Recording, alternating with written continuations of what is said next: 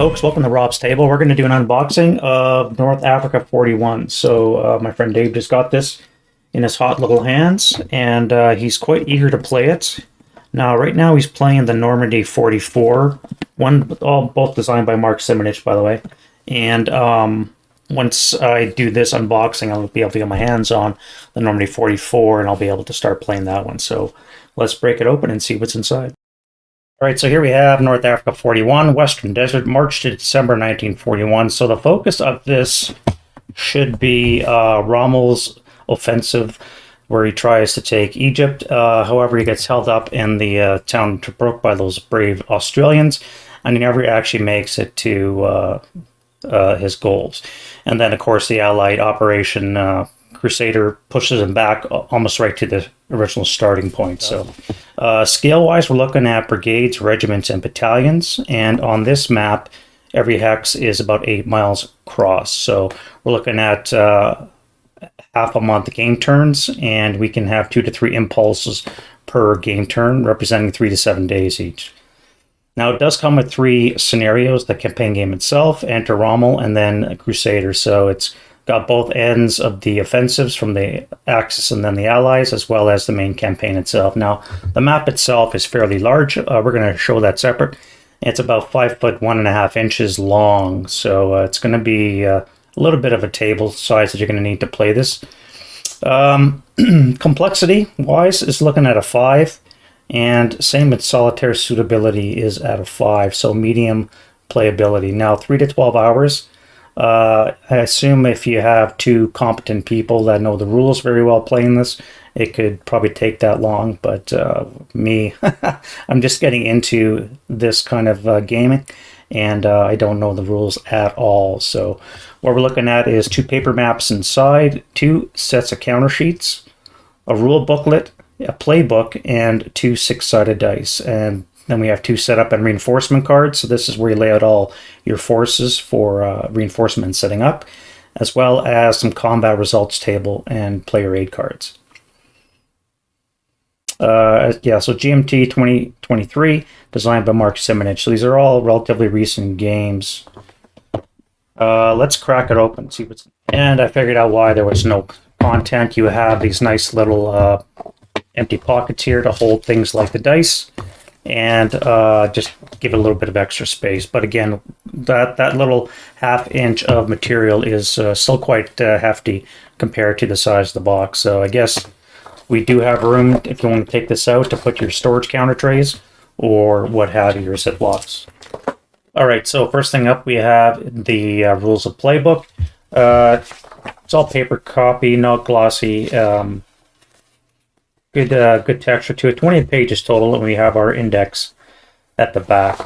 So let's break it open and look inside. Now, the front page is always going to have your counter information, so I'm going to have to start getting used to this. Again, I've never played any of these kinds of games, so while I'm familiar with the military symbology, the actual counter makeup, I'm not at all familiar with, so I'm going to have to get better at that.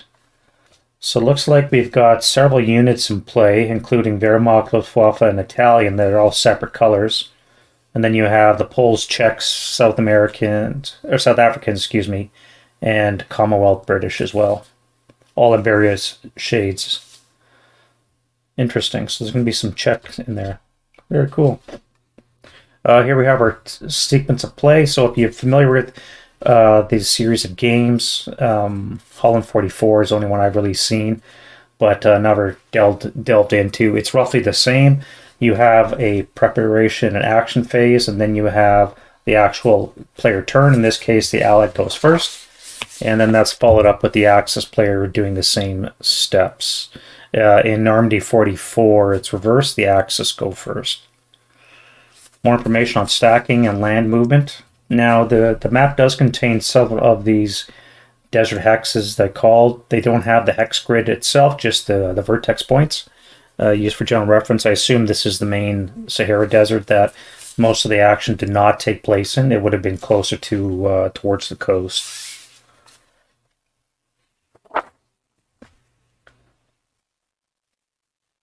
I had a quick look at the map, and there is plenty of spaces for different boxes. on the periphery of the map, which hold all of your different functions.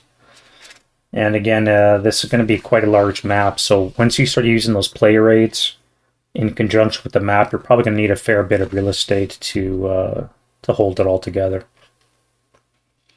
Information on combat modifiers and fortification markers as well. And we have some terrain information, so different types of terrain will give you different shifts and such on the combat results table.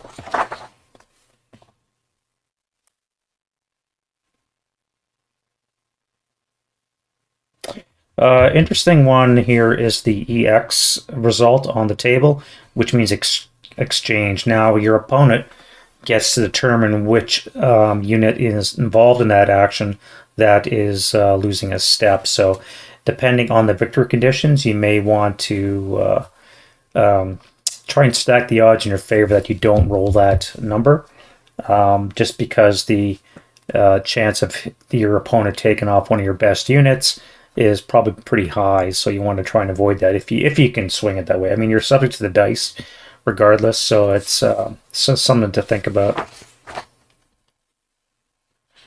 Disruption and recovery.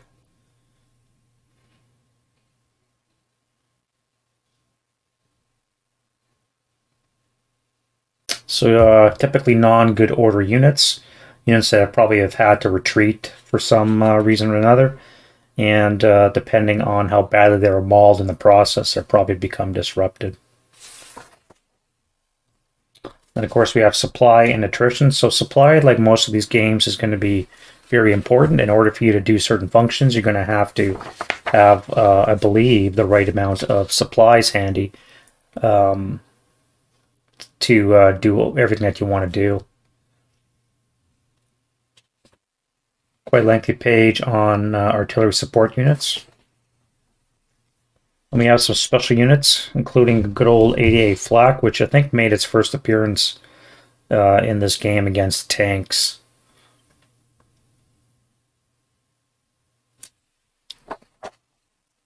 And there's even rules on naval transport. So most supply was probably going to be between Italy and Africa primarily. And of course, you also have the Allies trying to do their resupplying as well. So I imagine most of the contact is going to be between the Axis convoys and the Allied interdiction efforts, although there might be some Allied movement across the water as well. In any regard, it looks interesting. And then we get into this scenario. So we have 3 scenarios: Enter Rommel, Campaign Game, and Crusader. Enter Rommel and Crusader are basically bookends for the campaign, which encompasses both.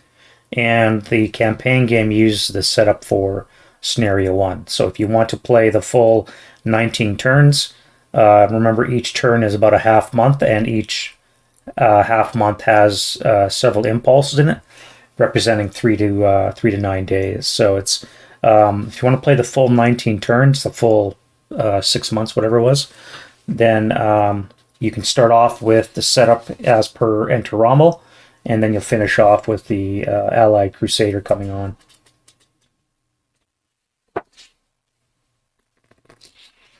Very handy to have these hints in play, especially for noobs like me, so I'm going to have to make good use of that when I start laying out counters and such. About a dozen or so names for the playtesting, so it's seen some use.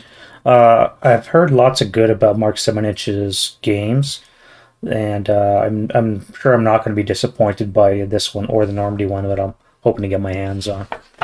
And then last page, of course, we have the index. So, all right, playbook. Here we have an extended example of play, some design notes from Mark, some orders of battle, and historical notes as well. So this is more, I guess, background information for your campaign games and such.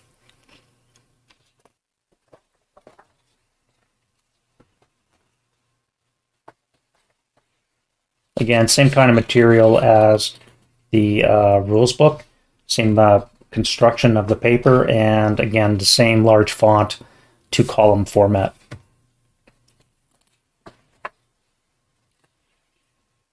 design notes, always good to read just because you get a feel for some of the decisions that were made when they made the game, come up with the rules and such. I always like reading this kind of background information. Now here we have historical orders of battle and such. Just a breakdown again, just to give you some background information on the units that you're moving around on the map board.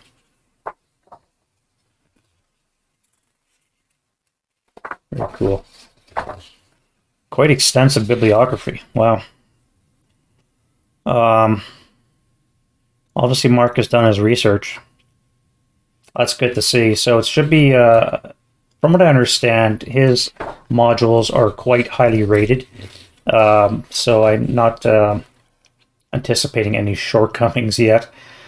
Maybe there's some limitations other people may have discovered, but again, I'm going to be approaching this with eyes wide open because I have no idea what any of this is. And then we have an expanded sequence of play on the back.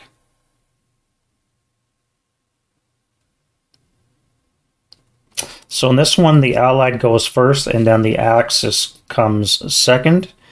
And I believe in Normandy that Dave's playing right now, it's the reverse. So the Axis go first, and then the Allied move after. Again, that's dealing with D-Day, probably for obvious reasons. You want to give the German has to get in position for when the Allies attack. So maybe that's why they go first. Again, I'd have to read further into that to find out. So that's the playbook.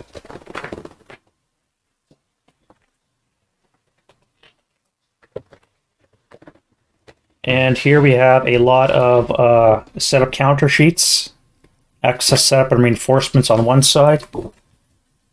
I assume this is the campaign. And on this side we have the Crusader setup for the scenario.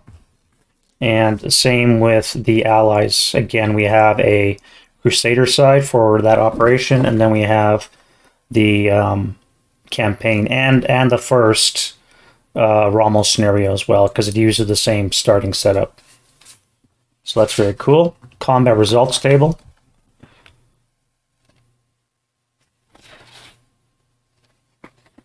And we have two of these, so if you have an opponent or if you want to play co-op, which I guess a lot of people do, it's either, from what I've seen online, it's either solo or playing co-op. So I don't know how much actual head-to-head action is happening, but there are two of these player raid cards, which obviously lays out everything very nicely for you. Nice summary of the rule book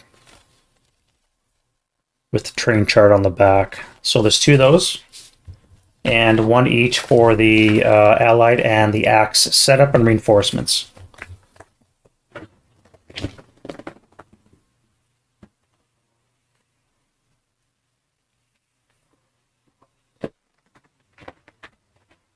All right, everybody's favorite part is the counter sheets. So we have two of them. Again, I have no idea what any of these numbers mean. It's something I'm going to have to figure out. I'm aware that the numbers to the right of the unit symbol, like 2 here, 1, 0, 0, are quality of troops. And the negative numbers tend to be your lesser quality, coastal batteries, that kind of thing. Whereas your 2s are probably your elite North Africa Corps in this case.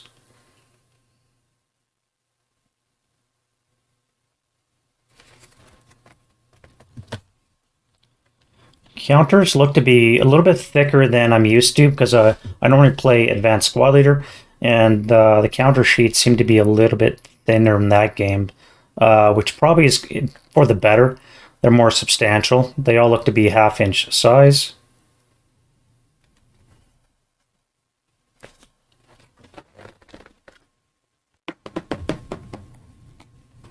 The count is already starting to pop out. And here's the sheet number 2.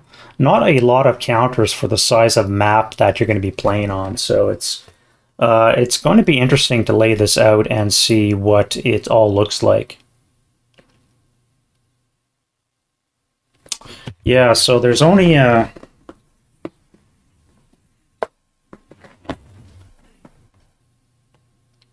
but not a lot of Africa Corps. So again, the map sheet is going to be 5'1" and a bit, and a very small number of counters for the size. So I imagine there's going to be a lot of dead space in the actual game itself. But anyway, that's your two counter sheets.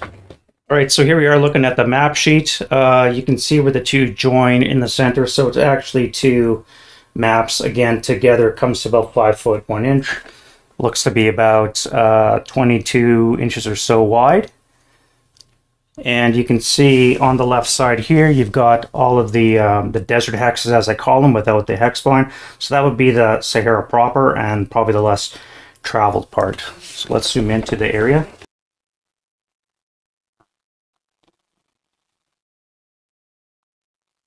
So the map looks quite nice. It's a little bit glossy, semi-gloss kind of paper, but as we said, the hexes are probably about just shy of 1 inch wide. Each one represents 8 miles across. And there we have North Africa 41. Again, another Mark Simonitch. Looks to be an awesome module. I can't wait to try this one out. As I said, my first exposure to non-ASL is really going to be one of these kind of games. I do have MMP's OCS Crimea coming, so hopefully I'll get that within the next couple of weeks. Again, I'll do another unboxing, and we're going to start deviating from Advanced Squad Leader into other games. So I don't think this is an earlier version. 2023 printing, so yeah, definitely I think you get value for your money. Once more, the box size is a bit thick. 1.5 of it's actually occupied by rules and play aids and such. The other half is just spacers, but you may want to remove that if you store your counters in the GMT trays. I assume that's what it's designed for, so we'll have to start getting into that as well. So let me know what you think of North Africa 41. What do you think of Mark Simonitch series? And we'll see you guys in the next video.